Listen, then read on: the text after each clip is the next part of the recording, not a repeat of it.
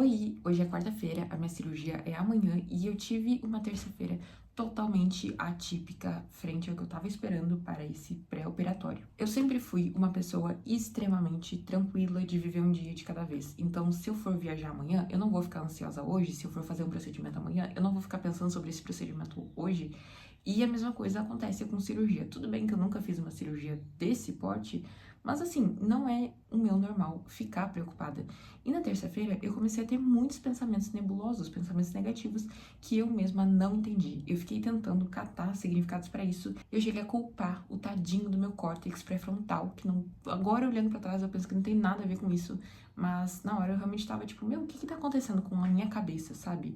E eu comecei a me perguntar se na verdade eu não tinha trazido para o self algo que correspondia a um cérebro que eu tinha antigamente, sendo que esse ano mesmo eu fiz um procedimento que pode não ter sido desse porte, mas era um procedimento passível de sentir expectativa e eu fiquei tranquila como sempre, eu sempre fui muito tranquila, então não estava fazendo sentido aquilo ali pra mim, e eu tentei evitar assistir vídeos da ortognática, mas eu acabei não resistindo e no fim isso foi muito bom, porque eu encontrei o canal de uma colega que ela é muito parecida comigo, ela tem tipo same vibe, tá ligado? Ela saiu da cirurgia já conversando e dando uma voltinha no hospital, a família dela, tipo, se aquieta e ela super empolgada naquele processo de recuperação. Muito, muito, muito parecida comigo, gente. Eu fico realmente serelepe depois dessas coisas. Então, parece que aquilo ali me devolveu para o meu eixo, para o meu centro, para o meu estado de presença, digamos assim. E depois disso, eu comecei a olhar com outros olhos para aqueles pensamentos negativos que eu estava tendo. Eu tenho um campo de energia que é muito receptivo. Eu frequentemente vejo se outra pessoa está orando por mim, por exemplo, especialmente se for uma oração muito forte. Um exemplo é um amigo meu, devoto da Nossa Senhora, que fez uma oração forte por mim e eu vi a Nossa Senhora antes de dormir e ela, tipo, ela não falou comigo, mas quando eu vi ela, toda a informação daquela oração chegou até mim e eu sabia o que tinha acontecido. Posteriormente, eu fui conversar com ele e era aquilo mesmo. Dei esse exemplo porque foi um dos casos mais fortes e mais bonitos também de oração que eu já vi.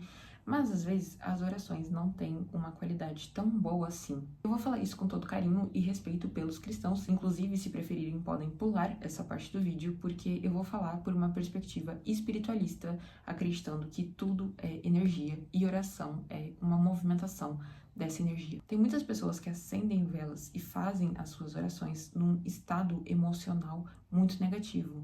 Orações que muitas vezes são lamuriosas, orações que muitas vezes vibram na falta, e eu acredito que tudo isso tenha sido reflexo de uma oração preocupada e ansiosa. Por quê? Eu tenho motivos, tá? Existe uma pessoa próxima de mim que me ama muito, mas ela associa o amor à preocupação. Então ela tem aquela crença de que quem ama se preocupa. E recentemente ela me mandou uma mensagem falando sobre isso.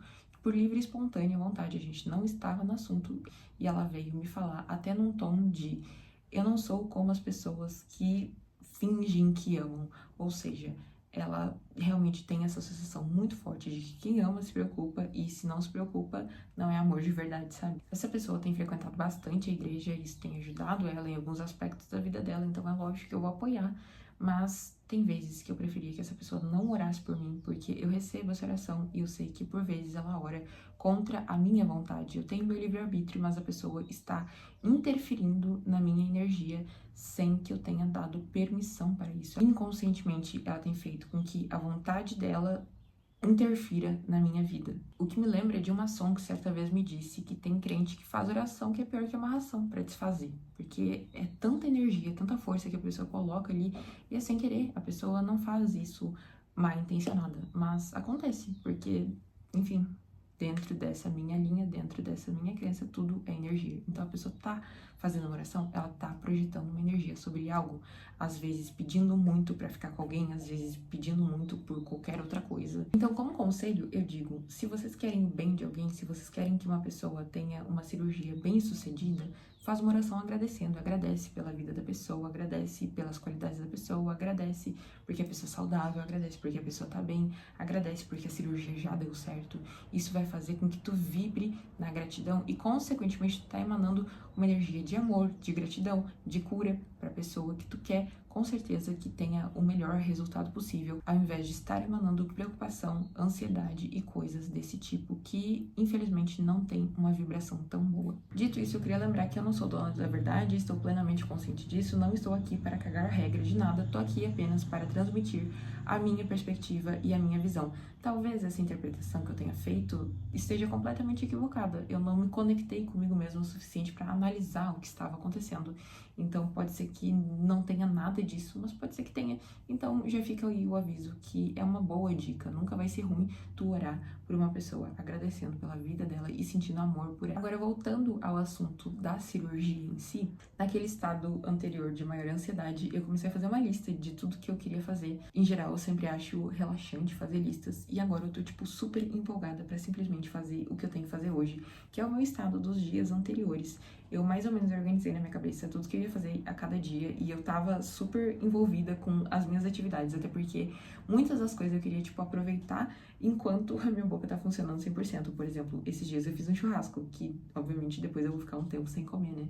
Então, eu tô muito empolgada e envolvida com esse pré-operatório. Ontem eu testei um docinho pastoso com Nutren e ficou simplesmente delicioso. Eu também não vejo a hora de gravar o videozinho fazendo mala e tal. Eu fiquei imaginando muito vlog. Eu não sei se eu vou conseguir executar exatamente do jeito que eu pensei, mas eu tô doida pra gravar esse vlogzinho hoje.